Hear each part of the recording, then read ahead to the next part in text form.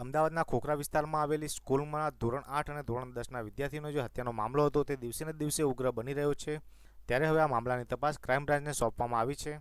ત્યારે ઘટનાને લઈ અને વાલીઓમાં પણ ભારે રોષ જોવા મળી રહ્યો છે।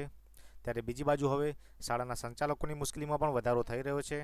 હાલ એવી માહિતી મળી રહી છે કે આ ઘટનામાં બંને વિદ્યાર્થીઓ વચ્ચે ઘણા સમયથી માથાકૂટ ચાલી રહી હતી, જેમાં ધોરણ 8ના વિદ્યાર્થીએ 10મા ધોરણના વિદ્યાર્થી પર હુમલો કર્યો હતો અને ઘટના બાદ તેનું અવસાન થયું હતું। ત્યારે ઘટના બાદ લોકોમાં પણ ભારે રોષ જોવા મળ્યો હતો અને શાળામાં પણ ઘણી તોડફોડ કરવામાં આવી હતી। ત્યારે સરકાર તરફથી પણ આ સ્કૂલને મોટો ઝટકો મળી શકે છે, કારણ કે મિત્રો હાલ તપાસ કરવામાં આવી રહી છે અને સ્કૂલના જે દસ્તાવેજ છે જે ચકાસવામાં આવી રહ્યા છે। જો દસ્તાવેજમાં કંઈ ભૂલ હશે તો આ સ્કૂલ પર પણ બુલડોઝર ચડી શકે છે તેવી માહિતી મળી રહી છે। હાલ આ મામલે એએમસી પણ તપાસ કરી રહી છે કે શાળામાં કોઈ દબાણ છે કે નહીં। જો દબાણ હશે, જે તેનો શેડ છે કાં તો ધાબુ છે કાં તો ગમે ત્યાં બુલડોઝર ચડી શકે છે તેવી માહિતી મળી રહી છે। આ ઘટના વિશે કહેવામાં આવી રહ્યું છે કે આ ઘટના સ્કૂલના ગેટની બહાર બની હતી, પરંતુ જ્યારે આ ઘટના બની ત્યારે ત્યાં વિદ્યાર્થી સ્કૂલમાં આવી ગયો હતો અને ત્યાં આવીને બેઠો હતો અને તે લોહી લુહાણની હાલતમાં હતો, પરંતુ કોઈએ તેને પૂછ્યું ન હતું કે કોઈએ તેને હોસ્પિટલમાં દાખલ નહોતો કર્યો।